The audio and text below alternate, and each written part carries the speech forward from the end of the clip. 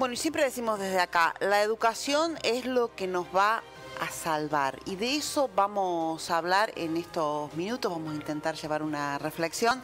Estamos con Eduardo Casenave, director del Instituto Renault de Córdoba, especialista en educación para la sociedad del futuro, aparte filósofo, Eduardo, ¿no? Bien, el Instituto Renault que ya cumple 60 años. Cumplió 60 años este 2 de mayo. Sí. Bien, y Gastón Vigo, presidente de Acamasoa, ¿lo dije bien, Eduardo? Perfecto, impecable. Gastón ha tomado el modelo del padre Opeca en Madagascar y realiza trabajos de educación con niñez en situación de riesgo. Exactamente, extrema vulnerabilidad. Extrema vulnerabilidad, que es lo que tenemos que tratar y ocuparnos de manera urgente, de acuerdo con lo que están mostrando las cifras, una infancia sumergida en la pobreza. Bueno, y agradecemos a la Fundación 2030, que hoy está llevando a cabo un congreso, el Pensando 2020, una tarde destinada a la reflexión en Club Soles del Oeste, ¿no? Y nos ha permitido que ustedes vengan un ratito acá. La pregunta central es, ¿qué hacemos? ¿Qué hacemos para mejorar la educación? En el caso suyo, Eduardo, ustedes vienen trabajando que los chicos salgan del Instituto Renault y que puedan ir a trabajar a una fábrica. Sí, hoy por hoy eso en el modelo de hace muchos años. Hoy por hoy la mayoría, casi te diría al 100%, estudian una carrera universitaria. Bien. Y después terminan trabajando en Renault o en el Córdoba o en el mundo. Bien. Y además tenemos una escuela terciaria de técnico superior en motores, con lo cual ahí van a los talleres generales que uno conoce y los de alta competición también, porque hay mucho fierrero en Córdoba, ¿no? Mucho taller. La educación es la esperanza. La educación es la posibilidad de apostar al futuro, y lo que nos ocupa a nosotros es pensar en a qué mundo tenemos que preparar, o mejor dicho, qué personas tenemos que preparar para que el mundo que todavía no conocemos. Y ese es el eje de una educación. Una educación técnica permite además aprender haciendo. La matemática y la física no se ven en un pizarrón, se ven en herramientas, se ven en máquinas, se ven en proyectos donde los chicos prueban, se equivocan y vuelven a probar. Y ese aprendizaje se hace visible, se hace concreto y se hace entretenido. En la práctica, y les enseña a querer y a desear un oficio o una profesión. Aprenden desde un oficio, aprenden cómo funcionan las cosas, aprenden cómo arreglarlas, pero además aprenden historia, matemática, lengua, filosofía. Es una enseñanza integral, pero haciendo. Se hace ensuciándose las manos, armando y desarmando. Eduardo, le voy a dejar una pregunta planteada.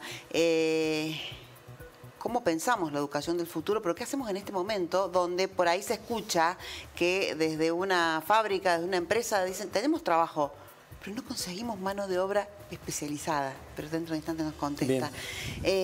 Gastón, ¿cómo hacemos para que los chicos aprendan si a lo mejor son chicos que no han comido, que su cerebro no se ha formado adecuadamente porque no han recibido el alimento y van a la escuela y no entienden lo que la maestra les dice?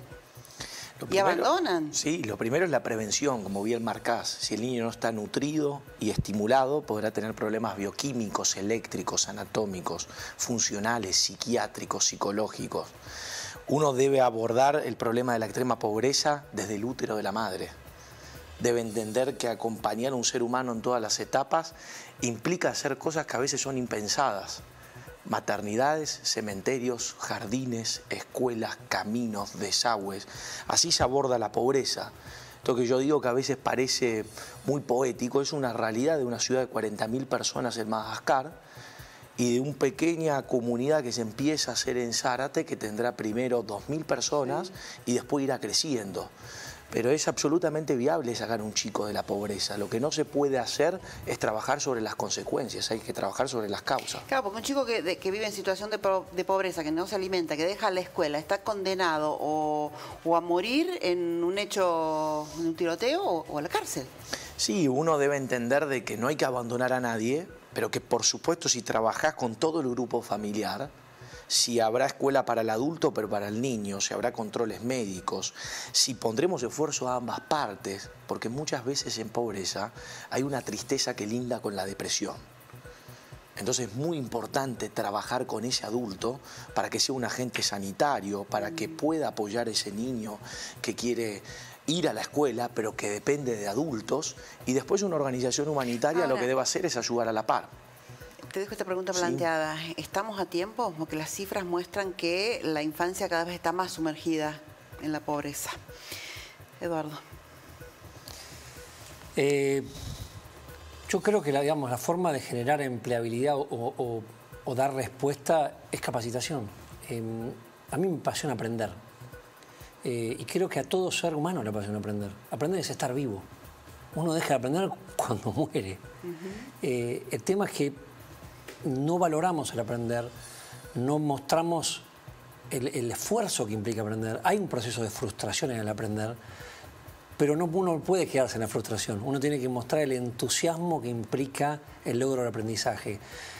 Creo que las escuelas tienen que estar cercanas o los institutos cercanos al mundo del trabajo, pero cuidado con generarnos un aprendizaje demasiado utilitario. Porque si yo estoy enseñando solo para una empleabilidad y ese empleo después muta, lo que dejé es una persona después con una habilidad que no puede ejercer. Entonces yo creo que lo más importante es aprender a pensar con el otro, aprender a aprender con el otro, para el otro y del otro, aprender en comunidad y aprender a resolver situaciones, porque lo que necesitamos es personas que puedan resolver situaciones que todavía no fueron planteadas, personas que puedan resolver y desarmar los problemas que todavía no existen.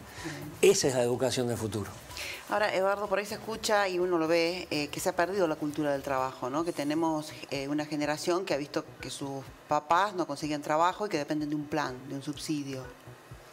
Sí. ¿Es posible revertir eso? Si yo no creyera que fuera posible, pondría una verdulería y no quería la educación. Digo, si lo mismo quería Gastón cuando uno cree de la pobreza. Uno está metido con entusiasmo en algo porque no solo creemos que es posible, porque lo vemos. Por supuesto que a nivel macro ya es un tema de política y hay que trabajar en conjunto para premiar el esfuerzo, para mostrar salidas. Nosotros estamos trabajando con una propuesta inclusive de capacitate gratis y pagame cuando consigas trabajo. O sea, tanto confío en la capacitación que te voy a dar y en vos que sos capaz de aprender, que no te cobro.